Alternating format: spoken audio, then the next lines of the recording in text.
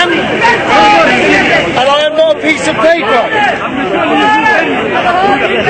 Now a person relates to statute law, which is what our British government represents. Now statute law is only given the force of law through the consent of the governed. So if you do not consent, this law does not stand.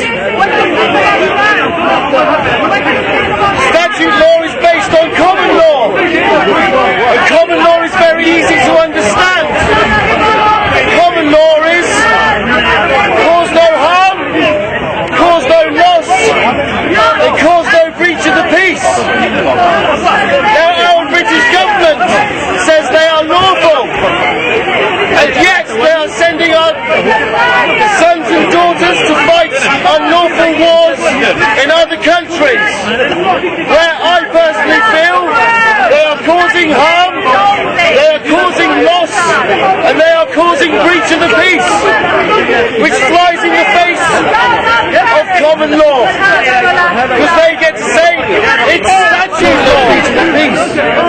At this moment in time, there are people in Parliament who say that the Queen cannot speak for us, and they speak for us. Well, as far as I'm concerned, they've never said a word for me, and if they haven't said a word for me, they cannot have any power. But the thing is, I need to tell them that I don't let them speak for me.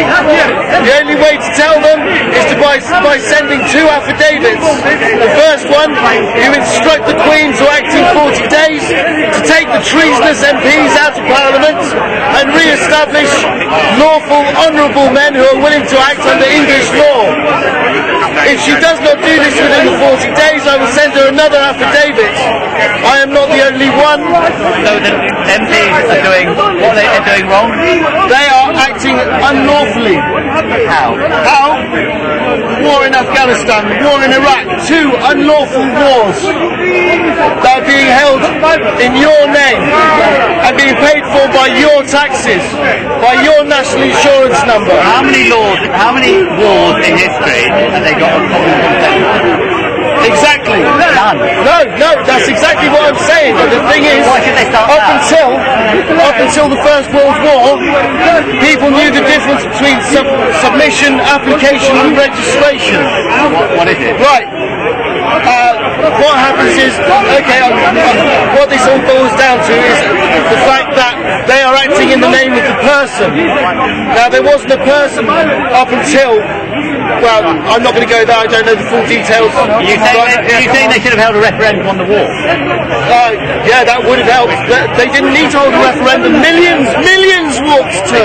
Can you tell us the difference? Okay, but then again, you'd have to say that in the second election they were re-elected after the war again. Yeah, but the elections are false. They're fake. There's no way. How many people voted? How many people have documents called the affidavit, which has the highest standing in law when not rebutted? So when I asked the Queen to act under her oath that she swore to every Englishman, woman and child in this country to uphold English law, which she is now being told she cannot do because she is told she no longer represents us.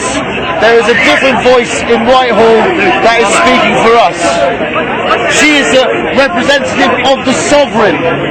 The sovereign is each and every Englishman and woman in this country.